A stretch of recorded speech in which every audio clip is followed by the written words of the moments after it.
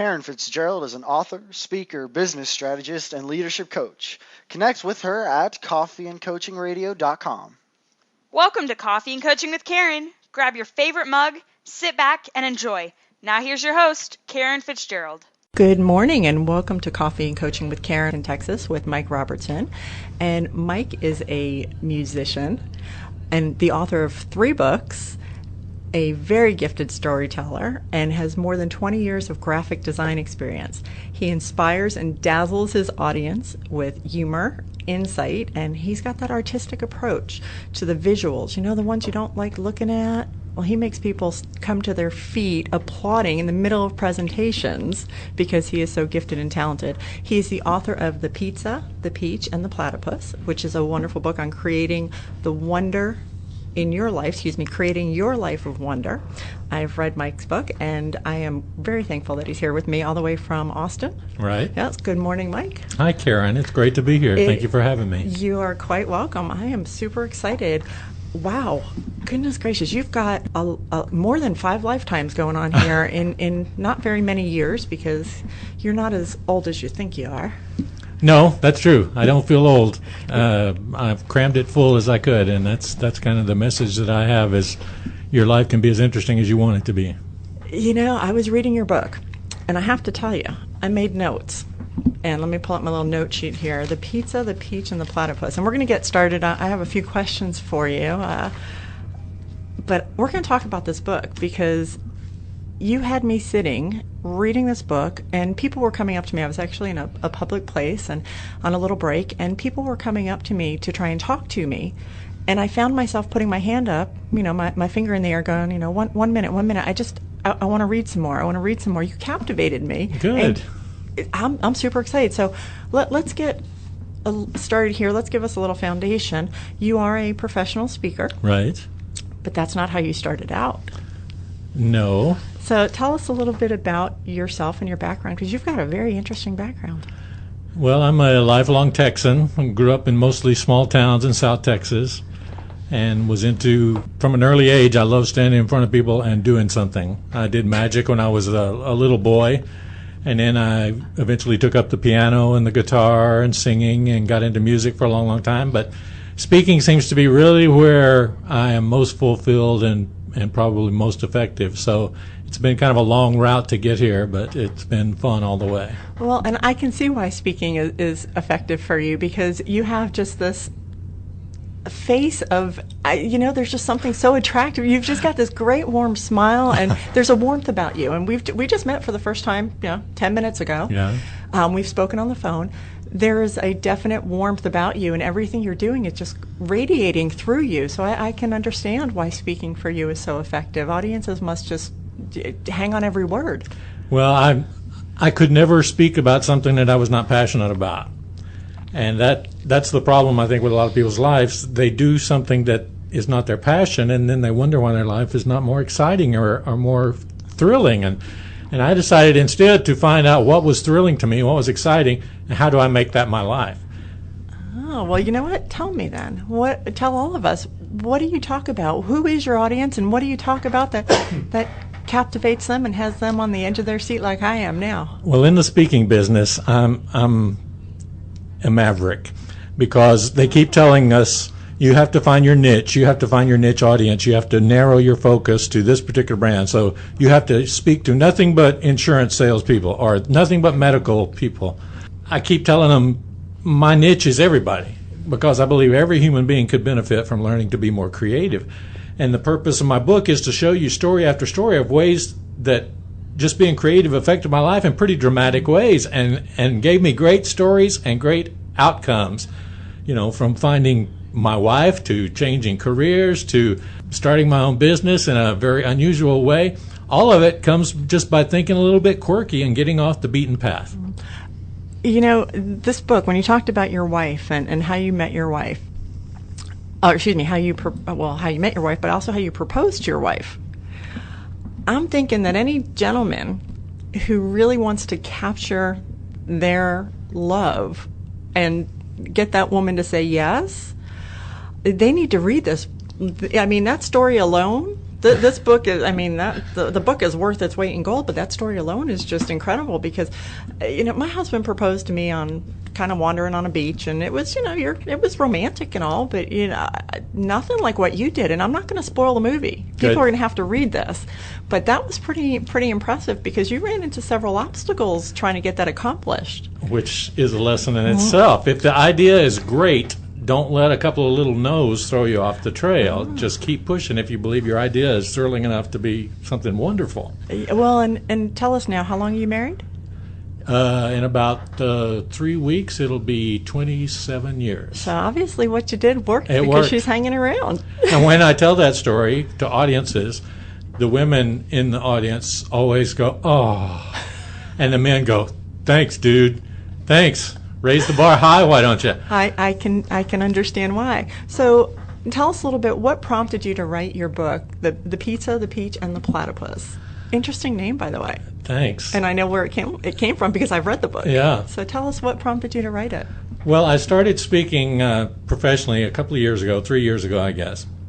And of course, when you want to speak professionally, you have to be able to tell people what your topic is.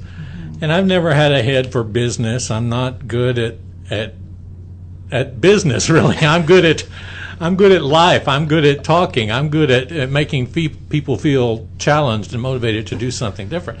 And I thought, well, what is my topic? What can I speak about that I'm sort of an expert on? And I realized as I looked back over my life, I thought, well, I've done some really unusual things in my life. I have some really interesting stories, and they all grew out of becoming more creative. And then I realized that all of them related to this formula, this very simple formula that I relate in the book. It's just a 3-word thing, but once you learn that and start to look for opportunities to use that formula, you find all kinds of ways to be creative, even in aspects of your life that you don't think, well, I can't be creative. I work in an office behind a desk all day. Well, you can be creative even there. And so I thought, that's what I want to speak about. And so I started doing a speech, and every time I did the speech, of course, most professional speakers have a table load of merchandise to sell.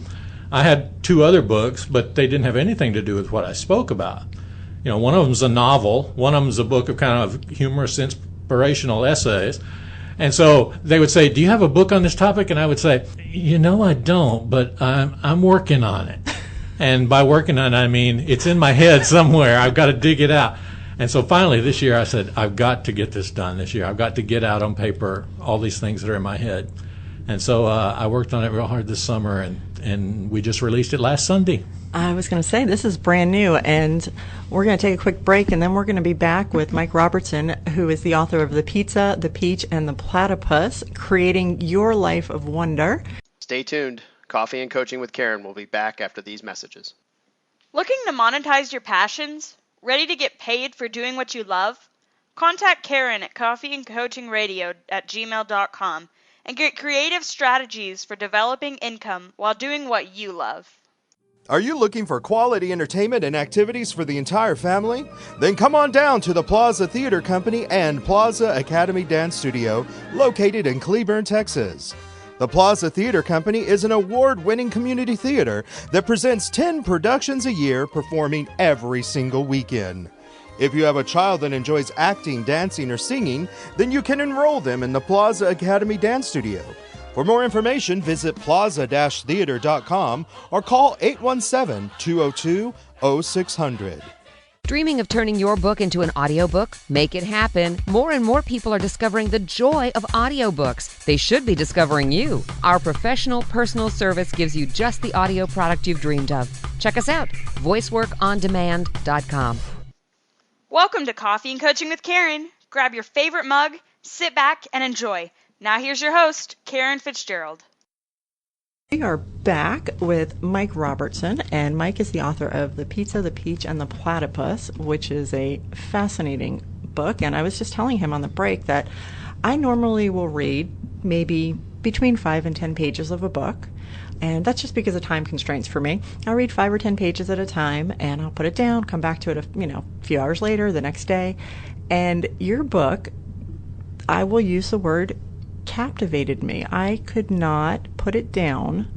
I sat there for it took me about an hour and a half because I had a couple interruptions coming through, but an hour and a half, and it was just fascinating, some of the stories. And there's one story, and I hope it's okay if I share this one. It's not gonna spoil the movie. But the thing that made me giggle, I grew up in the 70s, and so I started out with a black and white TV. And I think you know where I'm going with this. So is it okay if I Sure. talk a little bit about this? This just made me giggle because I think this is something that it doesn't matter when you grew up. I think this is something everybody can relate to. You talk about knowing that there's more out there, and how in The Wizard of Oz, it starts out in the beginning in black and white. And Dorothy goes through her whole tornado and all that, and ends up in Munchkin Land and opens the door and, turns around and everything is bright Technicolor. But you talked about when you were a kid, you had a black and white TV, Right. like I did. Right. So when she turned around and walked into Munchkin Land, everything was, these giant lollipops and all that stuff, but it was still black and white. So we knew there was something else out there, but we weren't quite sure what it was. I didn't even know there was something else out there. I thought what was out there already was amazing. When Dorothy opens that door and she sees the big giant plants and the talking trees and the munchkins and the good witches and bad witches and ruby slippers, I thought, what a wonderful world that is. And I didn't even realize I wasn't seeing the Technicolor part of it. And that, I think, is the problem with most people in the world. They're satisfied and they think, my life is fine, It has high points and low points. I get excited, I get depressed sometimes, I'm happy sometimes, I'm sad sometimes, but it's a great life. Well, what if your whole life, all those ups and downs, were just a black and white version? What if you were missing a whole aspect of your life? I think most people are. And so I began to ponder that and say, I want the richest experience I can get from this life. I want an abundant life. I want a fulfilling life. I want a life that's not a copy of somebody else's life. I want my unique life. And so I started looking for the Technicolor. And that's a theme that pops up often throughout this book, is looking for the Technicolor. Because, it's beautiful. When Dorothy and her friends see the Emerald City across the poppy field, it's an awesome sight, even in black and white. But then when you realize, there's a whole other dimension, and I'm not even seeing it. And most people don't realize there's a whole other dimension because we grow up with this, okay, you go to school, so you get up in the morning, you have breakfast, you go to school, the bells ring, they move you around the classroom, the end of the day, you go home, you do your homework, you have dinner, you take a bath, you go to bed, and guess what? It's a rerun the next day. It's like living Groundhog's Day. Right. And then you become an adult. You do the college thing, the tech school, whatever it is, go out into the world and get a job. And the reality is, unless you think differently, at 30, 40, 50, 60 years old, you're going to be getting up in the morning, having breakfast, going to work, being there when the bell rings, move around and all that kind of stuff. At the end of the day, you turn around, you do it in reverse. You go home, you have dinner, you have some time with your family, and you go to bed. And that's what people do for 30 and 40 years because they don't realize there's so much more. And the first sentence of your book, it says, life is art. Right. Tell me more. What do you mean by that? I mean, I've read it and I just, I really, you need a sequel, by the way. It's already in the works. Life is art. I've heard people say living well is an art, but I don't think that's complete enough. I think we should think of life as an art project, as a blank canvas. And you got to put something on that canvas. You got to create something with your life. The saddest thing in the world is to get to the end of your life and say, here's my canvas. I didn't make a mark on it. Isn't it pretty and clean and white? And that's a tragedy. It is. Do you think that some of that comes from people being fearful? Absolutely. And I also think you were talking about when we're kids going to school and following the bell. Sad to say, I think when kids start going to school is when they start getting the creativity stomped out of them. Yeah. Because preschool children are the most creative beings you can imagine. There's imaginary playmates, there's monsters under the bed, they see all kinds of superheroes everywhere. They can be anything they want. They have no trouble being creative and imagining things. But once we get to school, once we get into the job market, creativity is often just discouraged Not encourage. It's absolutely discourage. We want you to fit in the mold. We want you to follow these steps. Do A, B, and C, and follow this checklist. And that's deadly to the quality of your life. You are 100% dead on. And if you ask even Sammy is nodding in agreement. Well, if you ask any child, and Sammy's going to be 14, so I consider her my baby still. But she's, a young lady now. But if you ask any child, I mean, you've got a daughter who's now in her she's 23. 20s, and you think back when she was in elementary or nursery school, kindergarten, all that time frame, and it was they bring home these pictures and they've either painted or colored or markered or whatever it is, and they give it to you and they're beaming and they're like, "See, look what I made," and you look at it and you go, "Oh my, I'm not quite sure. Tell me about it." And they start telling you, well, this is the grass and this is the man and this is my flying cow, and they've got all of these colors on paper and they have all of these images, and it's the creative juices that go. And no boundaries. There's no boundaries, and coloring outside the lines is a big thing. I love that. There's something you talked about, people who say that they're not the creative type. So tell us, how can that be shifted? What can someone do to shift the I am not thing going on, or I can't thing going on in their head, where they can become more expressive with their creativity? Well, the trap that most people fall into is in wanting somebody else's gift. If you say, you should be more creative, they think, I don't know how to paint a picture. I don't know how to play the piano. I don't know how to write a book. That's not what I'm talking about. The theme of this book is using something you already have, something you're already able to do, and finding a way to use that in an unusual way. That's where the creativity comes in. See, when you don't have to go out and acquire a new skill. You already have a skill that can do that. If you're being held up by a mugger, you can't say, "Hold on, I need to go take a karate class really quick, and then I'll come back and we'll figure this out."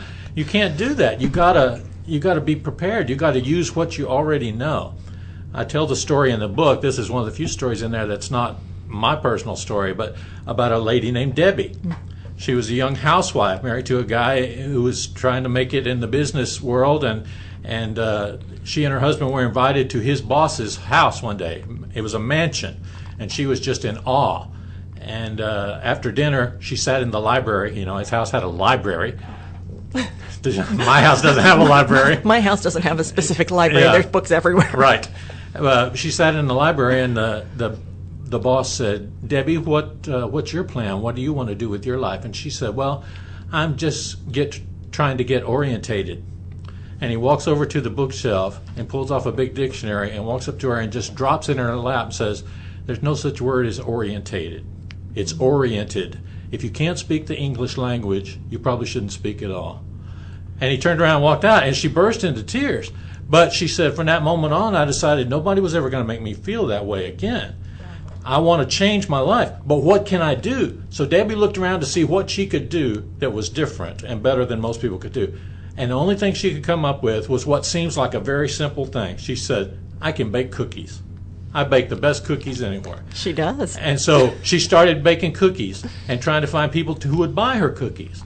And then she started trying to get a loan to open her own cookie business, and was turned down by bank after bank after bank. But eventually, Debbie Fields got somebody to back her. And Mrs. Fields is now a huge, mega $1-million conglomerate, all because she went with the skills she already had. She didn't say, "I got to go out and learn how to be an actress," or "I got to go out and take voice lessons." She looked at what she had and said, "How can I use this in a creative way?" And that's what everybody should do, is what am I able to do? Because we're all wired differently. We all have different skills and talents and abilities. What can I do right now?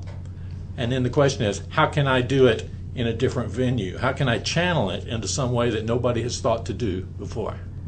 And I love that. And we're going to be back in just a couple minutes with Mike Robertson, the author of The Pizza, the Peach, and the Platypus, Creating Your Life of Wonder. Stay tuned. Coffee and Coaching with Caryn will be back after these messages. Yo, attention authors, share your work on Coffee and Book Chat. Book reviews, author interviews, blog posts all about you and your book. Visit coffeeandcoachingradio.com for details today. Need a little more happiness in your life? Here you go. The Happiness Recipe Podcast to the rescue. Listen each week as June Klein and Sandy Weaver Carmen share wit, wisdom, and wonderful food with their guests. Guaranteed to add happiness to your life. happinessrecipe.net. Welcome to Coffee and Coaching with Caryn. Grab your favorite mug, sit back, and enjoy. Now here's your host, Caryn FitzGerald. Okay, and we are here with Mike Robertson, the author of The Pizza, the Peach, and the Platypus, a gifted musician and speaker. And, you know, I just have to stop for a second. And I heard a story about a presentation you gave where you were interrupted by the audience several times during this presentation. And would you share that? Because you are just really gifted with all these different hidden talents that you have. Let's see, the skill you had, and then you managed to hone in on it, and I guess it would be the drill of the skill. Right. So tell us about this story. Well, when I started speaking, at first I didn't even think about using visuals to go along with it. And most speakers do PowerPoint stuff to accompany their speeches now, but I didn't even think to do that in the beginning, which is odd because I was a graphic designer for 20 plus years.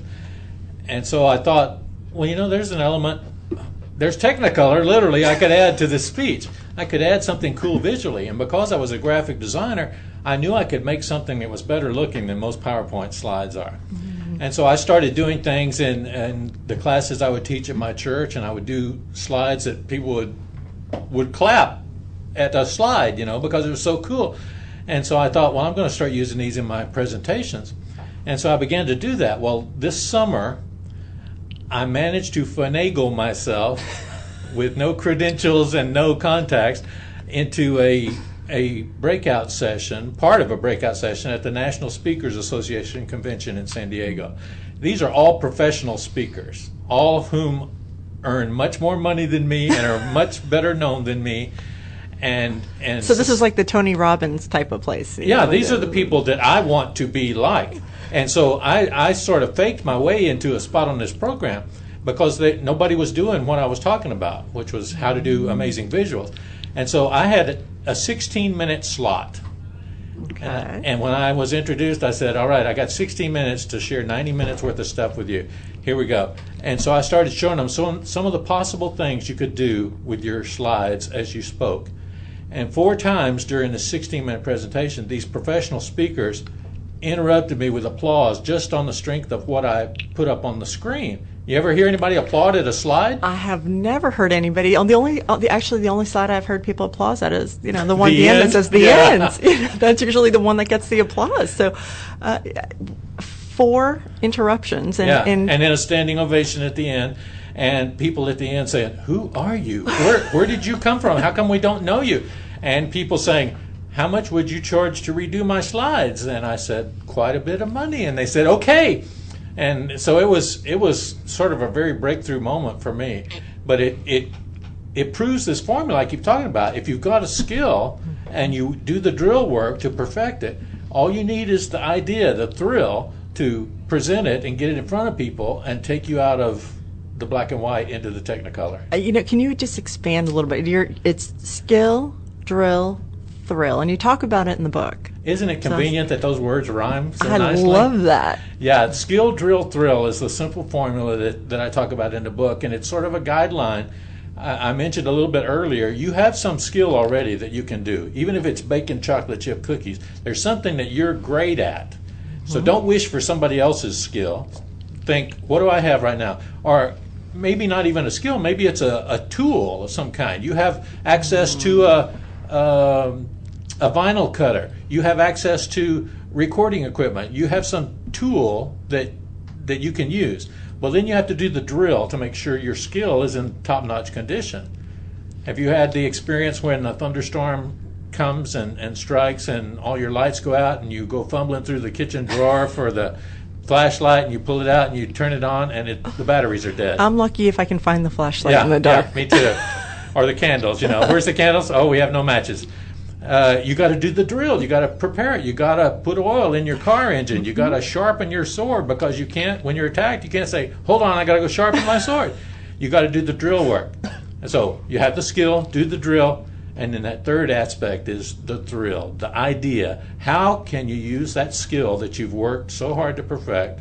How can you use it in a way that nobody has thought of before, or in a way that doesn't even seem like it would work with the skill?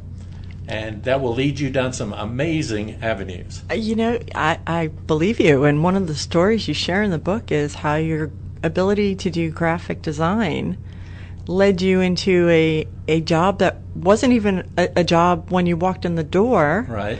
And you became a pioneer in an area of graphic design that wasn't even something people were thinking of or offering at the time. And I would just share a little bit. I mean, you became like the almost like the ice cream truck guy, but, everybody needs you, everybody wants you, and it took some time. So, yeah, tell us about that. Well, it was at a time when I was feeling stuck in a job that was no longer fulfilling to me. Stuck in a job. I don't know if anybody ever has that feeling. Yeah, I'm sure I'm the only one who's ever been stuck. But stuck in. Okay, people, listen up, because Mike's going to share with us something that we have all experienced. Yeah. Being stuck. How do we shift out of that stuckness? Well, I was working at a church at the time, and I was working with teenagers doing their youth program and their music program. And I know it may be hard to believe, Sammy probably doesn't believe this, but it's possible to get tired of working with teenagers. She's shaking her head. She can believe it. And I was at that place where it was no longer fulfilling to me, but I've been doing it so long, I thought, what else can I do? And so I didn't have the 3-word formula then. Now I know. I had to look and find what skill I had. Well, what did I have? Well, I could direct a choir, but IBM doesn't have a choir. There's not much call for choirs in corporate America. I could drive the church van, but I didn't want to be a bus driver. So what could I do? Well, we had done something crazy right after we got married. We bought a Mac. We bought a computer in 1987. Okay, so back in 1987, most of us didn't have computers. No. We would walk into the stores, and there were these big, giant machines, and they were not cheap. And they were not even Technicolor. No, they were not. They were still in black and white. And I didn't know a single other person that had a computer. But I sat down in front of one at a store, and the guy turned on this Mac, and it's not blank, dark screen with green letters on it. A white screen popped up, and he said, and this little animated computer appeared and said, "Hi, welcome to Mac." And I thought, oh, that's cool. And then he said, "Let me show you this program." And he picked this tool and he drew a circle, and he said, "Now look, if you touch this paint bucket thing, it fills it with this checkerboard pattern." Oh my. I thought, okay, I'm sold. This is awesome. I didn't know what I was going to use it for. Well, I took it home and started using it for everything. I made posters with it. I made flyers with it. I did newsletters with it. And so I thought, what if I could find somebody who would pay me to do stuff on the computer? And at the time, desktop publishing was a very new term. And so I went to this place where I'd had stuff printed. It was a small chain of print shops in Austin. And I went in and filled out their standard employee application, and I went home and sat by the phone. And it did not ring for day after day after day. And so after 3 days, I thought, I got to do something more. I have a skill. I think I have a skill. I've done plenty of drill work on it. I've read everything I could read about fonts and logo design and all that stuff. But I didn't have that thrilling idea. I didn't have part 3 of the formula. And so I sat down and I made a 4-page newsletter that was all about me. And I even called it the Robertson Reader. And in this little newsletter, it showed that I could design logos. It showed that I knew how to scan photos at home in 1987.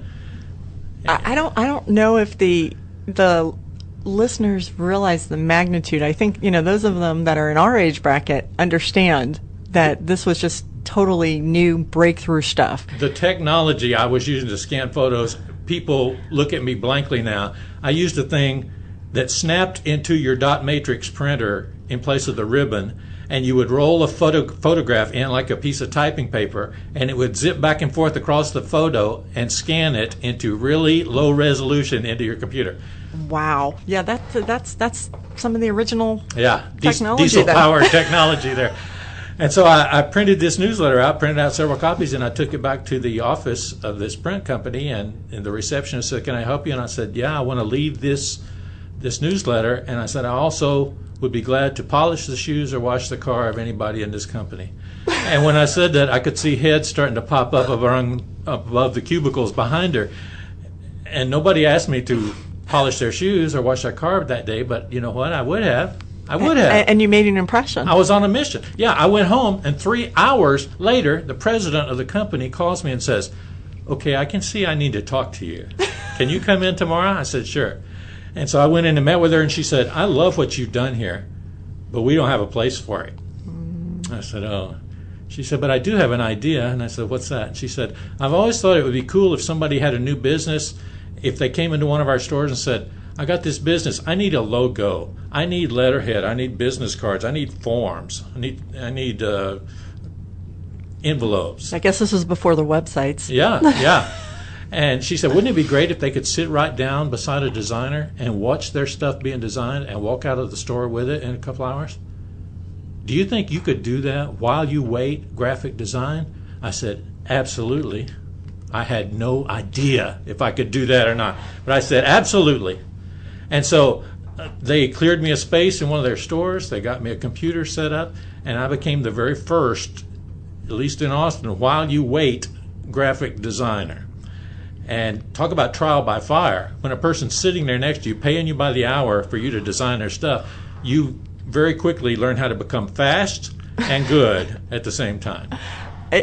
What is the saying? When asked to step up, the answer is always yes? Yes. And you figure it out later? Right. Yeah, it was scary. I went back home that night and I thought, I just agreed to do while you wait graphic design. Can I do that? I decided, yes, I can do that. I had done the drill. I had the skill. And so that thrilling idea of making the newsletter all about me worked. I applied one place. That's the only job I applied for. And it wasn't even a job that existed.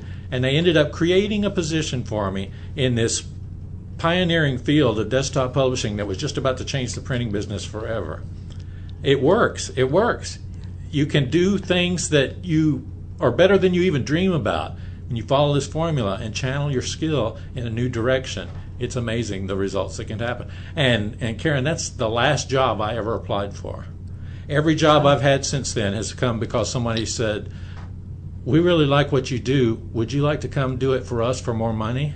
I wonder how many people out there would love to have people knocking on their door and calling them saying, "Hey, we've seen what your work is. We met you. We've heard about you. Whatever. Come work for us." Right. And guess what? We'll add more money to your paycheck. And all you have to do is let them know how great you are at that skill you already have that you never thought was valuable. Is that sort of like following your passion? Yes. And what does it? Do what you love and the money shows up? Yeah. The money appears? Mm-hmm. It's a nice... People always ask, they'll say, "Well, isn't it stressful?" And I mean, I'm sure at times we have our stressful moments. I know I do. But the majority of it is fun. And if you just go with the flow and have fun with life. So we're gonna take a quick break, and then when we come back, I would love for you to share the fun way you propose to your wife. Can we get you to do that? We probably can. All right. We will be back with Coffee and Coaching with Caryn. Join us again tomorrow for more of Caryn's interview with Mike Robertson. You've been listening to Coffee and Coaching with Caryn. Thank you so much for joining us. Tune in next time for more Coffee and Coaching with Caryn. Until then, visit us at coffeeandcoachingradio.com.